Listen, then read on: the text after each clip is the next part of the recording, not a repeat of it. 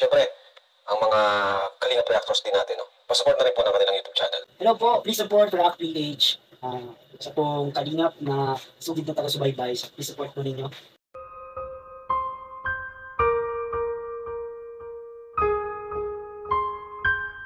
Rose Ann handang ibigay ang sarili kay Cedric. Halaka, nahulog na ba kaya talaga si Rose Ann kay Cedric, kaya nasabi niya ito?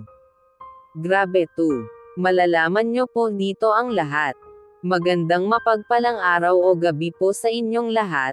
Maraming salamat po sa patuloy na suporta at tiwala sa panonood ng aking mga react videos. Salamat po talaga sa bumubuo ng programa ng Kalingap na sina Kuya Val Santos Matubang, Ate Edna, at Kalingap Rab. Pati na rin po sa idol ko na si Kalingap Papa Dan. Dahil po sa programa nyo, maraming taong mahirap ang natulungan, nabago at guminhawa sa buhay. Hala, Rose Ann handang ibigay kay Cedric ang sarili. Gaano kaya ito katotoo? May konting video po, panoorin nyo po. Kasama ka pala sa Baguio. Congrats pala. Saka ingat ka dun. But ikaw, sasama ka? Hindi. Hindi. Ah, Ano na lang. Enjoy ka lang dun, tas ingat. oh, thank you. Tapos Sa sulitin mo concert yung ka. yung banding nung Lagi mga naman. Angels. Basta wag mong kalimutan yung pasalubong ah. Hindi na ako uwi. Charot. Doon na ako titira.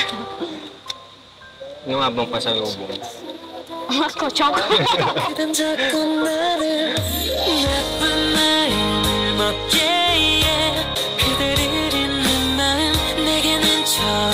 Anong gusto mo pasalubong? Kahit strawberry jam lang, okay na. Ayaw mo ako, charot. Charot. Pinawisa ako dun ah. Joke lang. Pinawisan. Grabe. Tungkol pala ito sa pasalubong. Palabirong sabi ni Rose Ann na siya na lang ang pasalubong para kay Cedric nang makauwi ito galing Baguio. Good vibes lang naman po pala ito.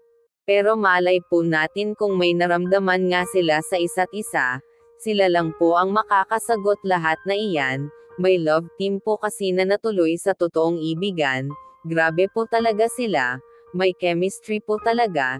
Nakakakilig din po sila gaya sa ibang love team ng Kalingap. Sa tingin nyo po ba? Meron ba sa kanilang dalawa ang na-inlove na?